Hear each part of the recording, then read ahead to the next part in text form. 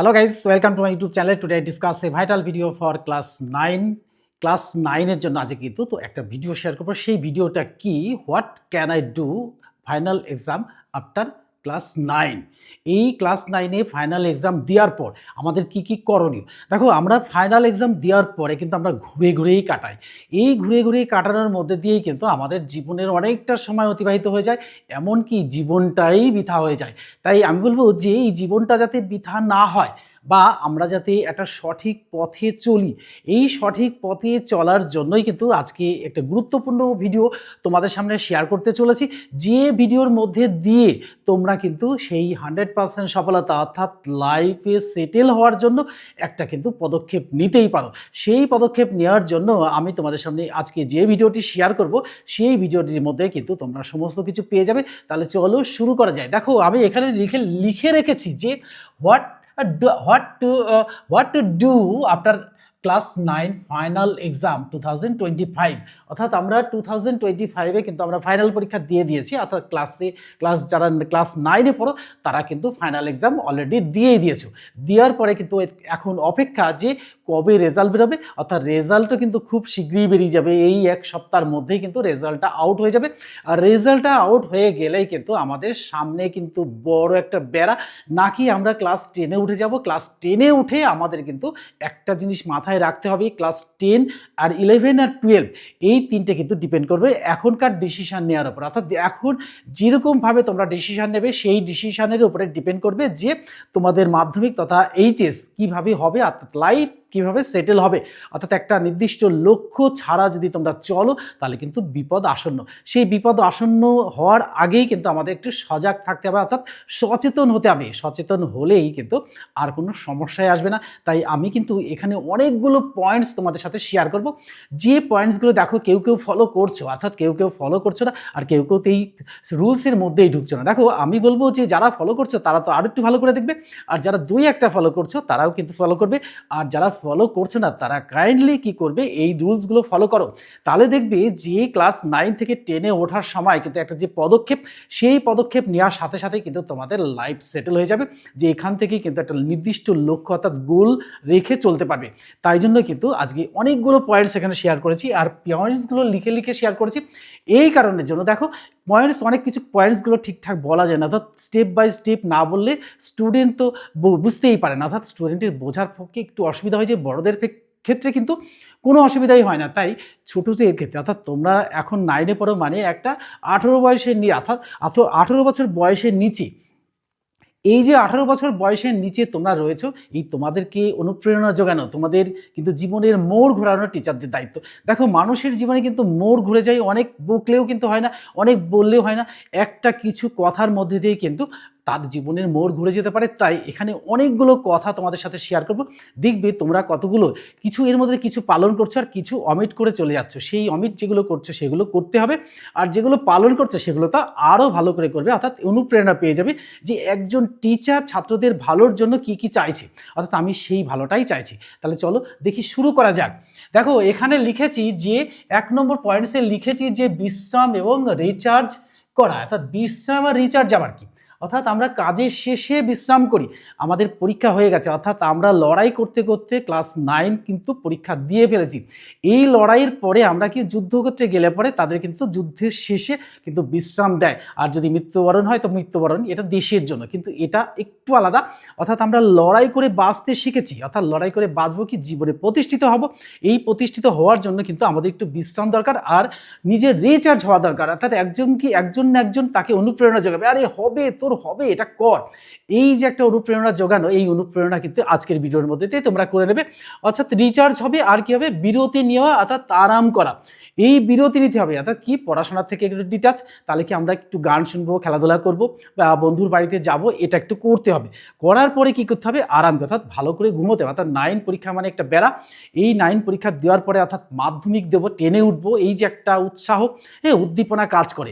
এই উৎসাহ উদ্দীপনার মধ্যে থেকে তোমাদের ডিসিশন নিতে হবে যে এই যেটা আমরা করছি অর্থাৎ বিরতি নিচ্ছি, আর বিরতির পরে কি করছি, একটু আরাম করছি, অর্থাৎ খাওয়া দাওয়াটা ঠিকঠাক করছি। আগে তো ঠিকঠাক খাওয়া দাওয়া, ঘুম নেই, খাওয়া নেই, ঠিকঠাক টেনশন, একটা পরীক্ষায় কী হবে এই টেনশন কিন্তু সকলের মধ্যে ছিল।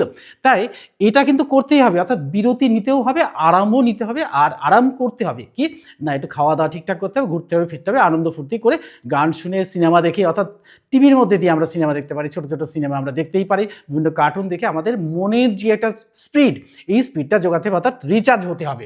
এটা কিন্তু 1 নম্বর পয়েন্ট। এবার দেখো দশম শ্রেণীর জন্য প্রতিফলন এবং পরিকল্পনা গ্রহণ, অর্থাৎ দশম শ্রেণীতে উঠে আমরা কী করবো, অর্থাৎ নাইনে অর্থাৎ নবম শ্রেণীতে আমরা যা যা করছি সেগুলো করলে কিন্তু হবে না। অর্থাৎ এই দশম শ্রেণী কিন্তু একটা বেড়া, অর্থাৎ জীবনের সবচেয়ে বড় বেড়া, প্রথম বেড়া, বড় বেড়া মনে করবো, অর্থাৎ জীবনের প্রথম বেড়াটাই কিন্তু বড় বেড়া, তারপরে অনেক বেড়া আসবে, সেই বেড়াকে টপকে যাবে, অর্থাৎ প্রথমে যে বেড়াটা টপ করার দরকার সেই বেড়াটা টপকে গেলে কিন্তু আর সমস্যা হবে না। তাই বলছে যে দশম শ্রেণীর জন্য প্রতিফলন এবং পরিকল্পনা গ্রহণ, এটা কিন্তু করতে হবে, পরিকল্পনা নিতে হবে কি করব। ঠিক আমরা যারা সিবিএসসি আইসিএসসি বোর্ডে পড়ো, তারা পড়াশোনা করো, তারাও তো নেবে, তাদের তো টার্ম হয়ে গেছে, কিন্তু এখান থেকে দশম শ্রেণী পর্যন্ত আমরা নাইনে যে সাবজেক্টগুলো নিচ্ছি সেই সাবজেক্টগুলোই থাকবে, এখানে কিন্তু চেঞ্জ হবে না। কিন্তু যারা সিবিএসসি আইসিএসসি বোর্ড অর্থাৎ ইংলিশ মিডিয়াম স্টুডেন্টস যারা আছো, তারাও কিন্তু এখান থেকে একটা ডিসিশন নিয়ে নেবে যে কী করবো, আমার লাইফে কী করা উচিত, অর্থাৎ দশম শ্রেণীতে উঠে আমাদের কী করতে হবে, কী রুটিন অনুযায়ী আমাদের চলতে হবে, এটা কিন্তু করতেই হবে। এবার আসবো দেখো 3 নম্বর পয়েন্ট, অর্থাৎ দুর্বল দিকগুলি পর্যালোচনা করতে হবে। অর্থাৎ আমরা নাইনে পরীক্ষা দিয়েছি, হাফ ইয়ার দিয়েছি, অ্যানুয়াল দিয়েছি, অর্থাৎ বিভিন্ন ট্রামে দিয়েছে, ফাইনালটা দিয়েছি এবং অপেক্ষা যে রেজাল্ট বেরোনোর। এইখানে যে সাবজেক্টগুলো যার যে সাবজেক্ট, অর্থাৎ আর্টস কমার্স সায়েন্স যেখানেই যার থাকুক না কেন, অর্থাৎ সিবিএসসি বোর্ডে আইসিএসসি বোর্ডে ওদের 7 পর থেকে কিন্তু ট্রাম ভাগ হয়ে যায়, তাদের জন্যও বলবো যে আমরা যারা 9 পাস পরীক্ষা দিয়েছি তাদের জন্য ঠিক তারা কি করবে, তারা দশম শ্রেণী উঠে আমাদের কি করণীয়, দেখো দুর্বল যে দিকগুলি পর্যালোচনা করতে হবে। অর্থাৎ যেগুলো দেখো কেউ যদি গ্রামার পার্টে দুর্বল থাকো, ইংলিশ গ্রামার হোক, বেঙ্গলি গ্রামার হোক, সেই জায়গাটা একটু ভালো করে ঘাটতে হবে। অর্থাৎ এখন কিন্তু অ্যাভেলেবল সময় এই মাসেরই কটা দিন সময়টা, এই সময়ের মধ্যে কিন্তু আমাদের ঠিক জায়গায় পৌঁছে যেতে হবে, যে এই দুর্বল যে জায়গাটা সেটাকে চিহ্নিত করতে হবে, সেটা ভালো করে করতে হবে, সেটা পর্যালোচনা করতে হবে, বন্ধুদের সঙ্গে আলোচনা করতে হবে, প্রয়োজনে টিচার, এবং টিচার কীরকম ধরনের টিচার রাখবে, আর বাড়িতে যদি কারোর টিচার অর্থাৎ প্রাইভেট টিচার না থাকে, অর্থাৎ বাড়িতে যারা বাবা মা দেখান, তাদেরকেও ডিসিশন নিতে হবে যে আমরা কী করবো, অর্থাৎ এই সাবজেক্টগুলো আমরা নিজেরা পারবো, না হলে টিচার, না হলে স্কুলের উপর ডিপেন্ড করতে হবে। তো অনেকেরই সামর্থ্য থাকে, অনেকের সামর্থ্য থাকে না, যাদের সামর্থ্য থাকে তারা করবে, আর যাদের সামর্থ্য থাকে না তারাও করবে। তারা স্কুল বা টিচারের কাছে বললে, আমার তো মনে হয় স্কুলের কোনো টিচারকে যদি একটা কোশ্চেন জিজ্ঞাসা, স্যার এটা কাইন্ডলি একটু বলে দেবেন, একটু বুঝিয়ে দেবেন, অবশ্যই তিনি দেবেন। তো এটা করবে, তাহলে কিন্তু টিচারের সিম্পাথি কিন্তু গ্রো করাতেই হবে, টিচারের সিম্পাথি গ্রো করালেই কিন্তু তোমাদের উপকার হবে, এটা কিন্তু করতেই হবে। এবার দেখো 4 নম্বর পয়েন্ট, দেখো মজবুত ভিত্তি তৈরি করতে হবে। অর্থাৎ নড়বড় করে কোনো বাড়ি যদি নড়বড়ে তৈরি, অর্থাৎ ভিত ঠিকঠাক না থাকে, কাঠামো যদি ঠিকঠাক না থাকে, তাহলে কিন্তু সেই বাড়িটা টিকবে না। সেই বাড়িটা তৈরি করতে একটা কংক্রিট ডিসিশন নিতে হবে এবং এটা পাকাপোক্তভাবে প্ল্যান মাফিক করতে হবে। তো তোমরা যারা 9-এ পরীক্ষা দিয়েছো, তারা কিন্তু একটা কংক্রিট ডিসিশন নিতে হবে, এরপরে আমি এটা করবো। অর্থাৎ জীবনে অনেকটা সময় কিন্তু অতিবাহিত হয়ে গেছে, আর এই 2-3টে বছর, অর্থাৎ 10, 11, 12, এই 3টে বছর যদি তুমি মনে করো যে এই 3টে বছর কিন্তু আমাদের জীবন থেকে আনন্দ ফুর্তি চলে গেছে। আনন্দ ফুর্তি চলে গেছে মানে একদম আনন্দ ফুর্তি শেষ হয়ে গেছে এমন নয়। এই আনন্দ ফুর্তিগুলো কিন্তু আমাদের করতে হবে, করার মধ্যে থেকে আমাদের মনে রাখতে হবে, আমরা যা কিছুই করি না কেন তার পেছনে কিন্তু একটা উদ্দেশ্য হচ্ছে আমাদের কি করতে হবে, আমাদের কিন্তু ওই যে একটা পড়াশোনাটা করে তারপরে করতে হবে। আনন্দ ফুর্তি করবো, পুজো দেখবো, ঠাকুর দেখবো, পিকনিক করবো, বন্ধুর জন্মদিনে যাবো, সব করবো, কিন্তু ওইটা আগে, অর্থাৎ ওইটা করে নিয়ে তারপরে আমরা কিন্তু যাবো, এটা কিন্তু করতেই হবে। তারপর দেখো মজবুত ভিত্তিও তৈরি করা হয়ে গেল।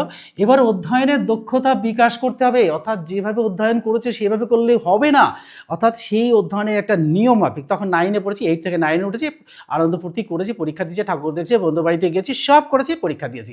কিন্তু এখন কিন্তু মাধ্যমিক, অর্থাৎ মাধ্যমিক মানে কি 10-এ উঠে গেলেই কিন্তু 6টা মাস ক্লাস হতে না হতেই তোমাদের ছুটি, তোমরা কিন্তু মাধ্যমিকের জন্য প্রিপারেশন নিতে শুরু করবে।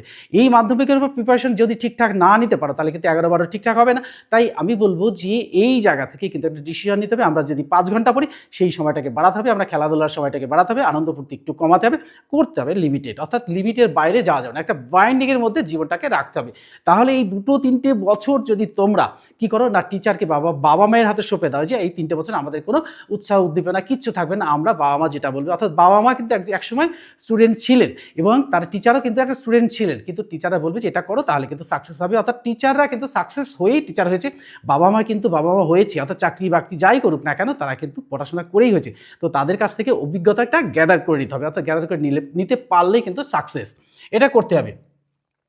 6 নম্বর দেখো, প্রতিযোগিতামূলক পরীক্ষার জন্য প্রস্তুতি নিতে হবে। অর্থাৎ আমরা প্রথম থেকেই শুরু করব যে আমার কেউ গান, কেউ বাজনা, কেউ হয়তো খেলাধুলা সমস্ত কিছু এর সঙ্গে সঙ্গে রাখতে হবে।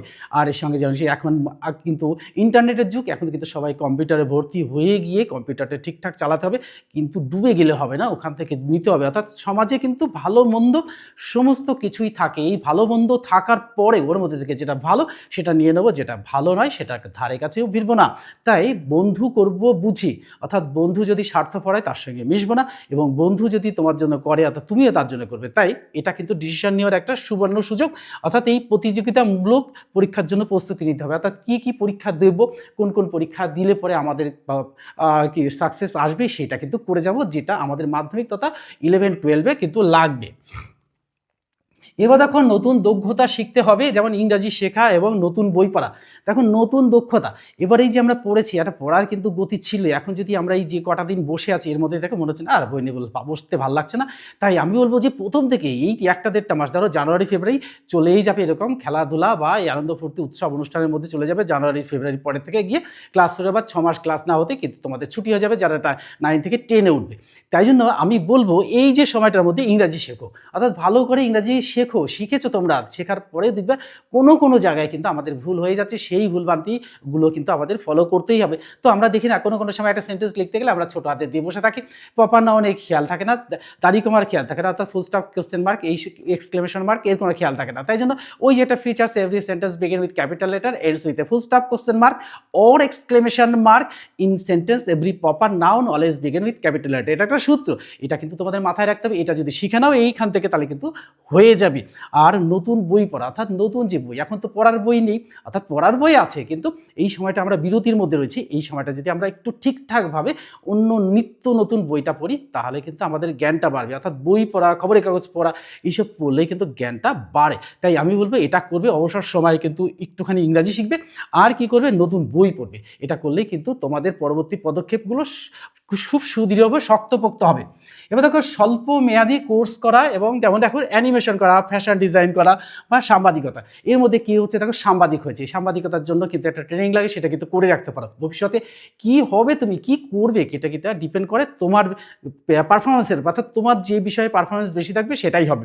এবার দেখো কেউ হয়তো অ্যানিমেশন করছে, অ্যানিমেশন করলে একটা কম্পিউটার যুগের মানুষ আমরা সবাই কিন্তু অ্যানিমেশন করতে পারি, চেষ্টা করলেই করতে পারি, যদি একটু কোর্স করে আমরা অল্প সময়ের মধ্যে এটা করে নিতে পারি। আর একটা কি দেখো যে ফ্যাশন ডিজাইন, ধর মেয়েরা ফ্যাশন ডিজাইন করতে পারে, ছেলেরা তো করবে, মেয়েরাও কিন্তু সব এর মধ্যে থেকে ছেলে মেয়ে বোধ সবাই কিন্তু সব কিছু করবে। আমি যা বলছি কিন্তু ছেলেদের জন্য নয়, আমি যা বলছি কিন্তু মেয়েদের জন্য, সবার জন্য, টোটাল অ্যামাউন্ট অফ স্টুডেন্টসের জন্য বলছি, তারা কিন্তু করবে। কেউ ফ্যাশন ডিজাইন করলে দেখো, ফ্যাশন ডিজাইন আজকে দেখো যে বিউটি পার্লার থেকে ফ্যাশন ডিজাইন কিন্তু খুব মারাত্মকভাবে চলছে মার্কেটে, কিন্তু এত চাহিদা।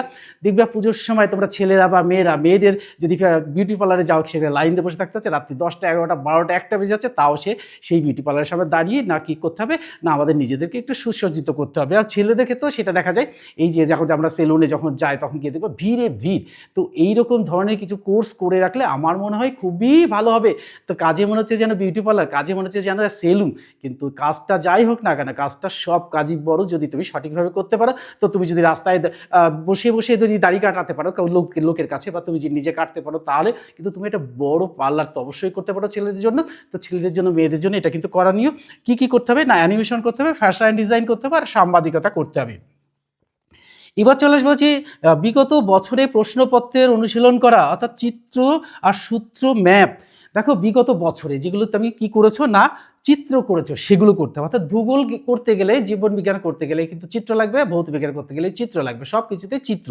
এটা কিন্তু অভ্যাস করে বাড়িতে বসে বসে যদি তোমরা মনে করো যে আমরা যেমন একটু করি, আমরা ছোটদের বড়দের সকলের পড়াই, এর মধ্যে থেকে দেখো আমরা যদি চিত্র আঁকাটা শিখে নিই, যদি আমরা 1 মিনিটে 30 থেকে 40টা ফিগার এঁকে দিতে পারি, তাহলে কিন্তু তোমরাও পারবে, তোমরাও কিন্তু সেটা করবে যে চিত্র আঁকা। এবার জিজ্ঞেস সূত্রগুলো, যাতে অঙ্কের সূত্রগুলো, গ্রামারের সূত্রগুলো কি, এই যে আমরা যদি ভয়েস চেঞ্জ দিই, তাই দিয়ে সাবজেক্ট ভার্ব অবজেক্ট আর বাই দ্বারা যুক্ত করে থার্ড ফর্ম ভার্ব বসাতে হবে, হবে ইন প্রেজেন্ট টেন্স। এই ধরনের জিনিসগুলো মাথার মধ্যে নিয়ে নিতে হবে এবং প্রয়োজনে চার্ট করে দেয়ালে টানিয়ে রাখতে হবে, তাহলে কিন্তু তোমাদের সফলতা অবশ্যই আসবে। আর দেখো সূত্র আর ম্যাপ, এই যে ম্যাপ কিন্তু সব ক্ষেত্রে, অর্থাৎ ভূগোল করতে গেলেই কিন্তু ম্যাপ লাগবে। এই ম্যাপটা সম্পর্কে আইডিয়া করতে হবে। তোমরা ম্যাপ পয়েন্টিং যেটা করো সেটার মধ্যে তুমি খেলার ছলে করো, একটা বড় ম্যাপ নিয়ে, ওয়ার্ল্ডের ম্যাপ নয়, ইন্ডিয়ার ম্যাপ না, ম্যাপ নিয়ে সেই জায়গাগুলো চিহ্নিত করো, কোন জায়গায় কি আছে সেটা কিন্তু চিহ্নিত করতে পারলে আমার মনে হয় যে এগুলো কিন্তু পরে তোমরা যখন 9, 10, 10-এ উঠে গেলে বা 10 থেকে 11, 12-এ গেলে তখন কিন্তু সব কটা কাজে লাগবে। তাই আমি বলবো এটা কিন্তু করে রাখবে অল্প সময়ের জন্য। এবার দেখো মূল পরামর্শ, যেমন দশম, একাদশ, দ্বাদশ শ্রেণীর জন্য, তাহলে মূল পরামর্শ তোমাদের একটা চিন্তা ভাবনা থাকে, বাড়িতে যারা এডুকেটেড বা পার্সন আছেন, তারা চাকরি বাকরি করেন বা পড়াশোনা বা টিচার, সবার বাড়িতে কিন্তু একজন না একজন আছে। না থাকলে তারা কিন্তু তার আত্মীয় স্বজন যারা শিক্ষিত, যারা পড়াশোনার সঙ্গে যুক্ত, তাদের কাছে যাবে। প্রয়োজনে দরকার নেই কারোর কাছে যাওয়া দরকার নেই, স্কুল টিচার তোমার শত্রু নয়। স্কুল টিচার, স্কুলের হেডমাস্টার, হেডমিস্ট্রেস, যাদের কাছে দিয়ে ম্যাম বা স্যার আমরা এটা করতে চাইছি, আমি জীবনে এইটা হতে চাইছি, আমার কি কি করণীয়, তোমাদের মধ্যে থেকে কিন্তু হবে। অর্থাৎ আজকে যারা ডাক্তার, ইঞ্জিনিয়ার সব কিন্তু তোমাদের থেকেই, এটা কিন্তু বাইরের কোনো গ্রহ থেকে আসেনি, এইগুলো কিন্তু তোমাদের মধ্যে থেকে তৈরি হবে যদি তোমরা প্রথম থেকেই সেটা করে থাকো। যে কোনো একটা অভিজ্ঞ পার্সনের কাছ থেকে যদি একটা পরামর্শ নাও যে কোনটা না দশম, একাদশ, দ্বাদশ, এই দশমে এটা করবো, একাদশে এটা করবো, একাদশে এটা করবো, দ্বাদশে এটা করবো, তাহলে কিন্তু লাইফ সেটেল। এটা কিন্তু করবে ছোট, অর্থাৎ কাউকে কোনো টিচার কিন্তু চায় না যে কোনো স্টুডেন্ট ডুবে যাক। তোমরা যদি একটু নিজেদের করে, অর্থাৎ নিজের মনে করে টিচারকে বলো স্যার বা ম্যাম আমাদের এটা কি করবো, স্যার ম্যাম কিন্তু তারা টিচার, তারা কিন্তু বলেই দেবেন এটা করো, এটা করো না, এটা করলে এটা হবে, এটা করলে এটা হবে। অর্থাৎ আমি একটা ডাক্তার হতে চাই, তাহলে তোমাকে কি কি করতে হবে, আমি ডাক্তার হব না, আমি একটা ইঞ্জিনিয়ার হতে চাই, আমি দেশের জন্য করতে যাবো, আমি কি করবো, একটা সৈনিক হতে চাই, বড় সৈনিক, বড় ধরনের সৈনিক, বড় মাপের সৈনিক হতে চাই, তাহলে সেই টিচার কিন্তু বলবে এখানে ভর্তি হয়, এখানে ভর্তি হয়। অর্থাৎ পড়াশোনার সাথে সেই কোর্সগুলো করে রাখতে হবে এবং ভর্তি হতে হবে একাদশ, দ্বাদশে গিয়ে, সেটাও কিন্তু করতে হবে। এবার দেখো 12, ভবিষ্যৎ জীবনের পরিকল্পনা গ্রহণ, অর্থাৎ তোমার বাবা শিক্ষক বা তোমার মা ডাক্তার বা বাবা ডাক্তার যাই হতে পারে, যে কোনো, অর্থাৎ বিভিন্ন প্রফেশন, যার বাবা ডাক্তার নয় তারা কি হবে না, যার বাবা মা ইঞ্জিনিয়ার না তারা কিন্তু হবে না ইঞ্জিনিয়ার, অবশ্যই হবে। কোনো বাড়িতে যদি কৃষক থাকে, আমি বলবো কৃষক থেকেই হবে। যে বাড়িতে কৃষক তার কিন্তু একটা উৎসাহ থাকে, আমি দেশের জন্য এত কিছু করছি, আমি দেশের জন্য একটা দেশের কিছু একটা বড় পার্সনের জায়গায় আমার ছেলেকে মেয়েকে করতে, তার কাছে পরামর্শ নেবে, তার উৎসাহটা দেখো। সে হয়তো বলতে পারবেন না যে এটা ডাক্তার হতে গেলে কি করতে হবে, কিন্তু তার একটা পরামর্শ, উৎসাহ কিন্তু থাকবে। সেটা কিন্তু ধরে নিতে পারো 99%, আর 1% কোনো একজন অভিজ্ঞ পার্সনের কাছে গিয়ে সেটা কিন্তু তোমরা পরামর্শ করলে কিন্তু সেটা হয়ে যাবে। তাই আমি বলবো যে ভবিষ্যৎ জীবনের পরিকল্পনা গ্রহণ কিন্তু তোমাদেরই করতে হবে। এই তোমাদের করলে, তোমরা যদি ভবিষ্যৎ চিন্তাভাবনা করো, তোমরা যদি একটু অনুপ্রেরণা পাও বা তোমাদের যদি একটা উৎসাহ দেওয়ার লোক থাকে, তাহলে কিন্তু তোমরা হবেই, এটা কিন্তু করবে। আর লাস্ট ওয়ান, এটাই কিন্তু সবচেয়ে মারাত্মক পয়েন্টস, অর্থাৎ কুপরামর্শ ত্যাগ করা।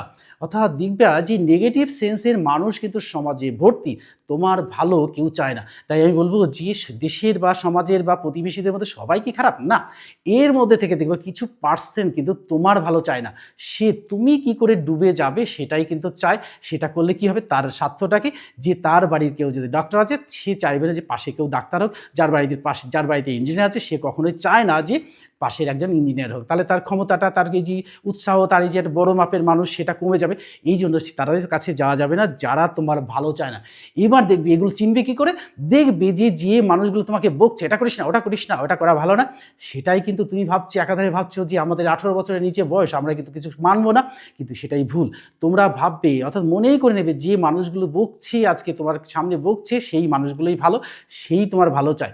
আর যে মানুষগুলো তোমাকে বকবেও না, তোমার দিকে ঘুরেও তখন যা হচ্ছে হয়ে যাক, সেটাই হচ্ছে খারাপ মানুষ। সেই মানুষগুলো থেকে একদম দূরে, তাদের কাছে কিন্তু ঘেঁষবেই না। তাই যে মানুষগুলো তোমায় বকছে এটা করিস না, ওটা করিস না, এটা কর ভালো হবে, এই মানুষগুলোর সাথে থাকো, তাহলেই কিন্তু তোমাদের জীবনে সফলতা আসবে।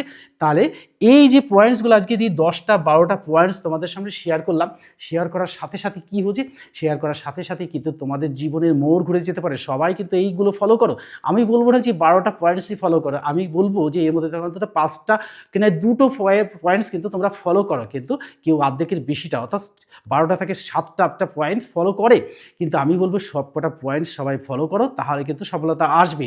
তাই আমি আমার সাবস্ক্রাইবার যারা আছো তাদেরকে রিকোয়েস্ট করব, তারা কিন্তু এই ভিডিওটা ভালো করে দেখে প্রয়োজনে একটা লাইক দিয়ে দেবে, বন্ধুদের মধ্যে শেয়ার করে দেবে।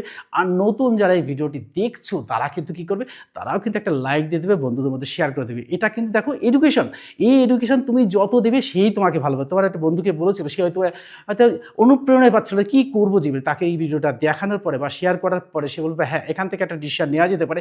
তা আমি বলবো যে এখান থেকে 12টা পয়েন্টস যেটা আলোচনা করছি, 12টা পয়েন্টস যদি না পালন করো, অর্থাৎ 6টা পয়েন্টস যদি পালন করো, তাহলেও কিন্তু লাইফে সেটেল হয়ে যাবে। তাই আমি বলবো সব কটা পয়েন্টস তোমরা ফলো করো।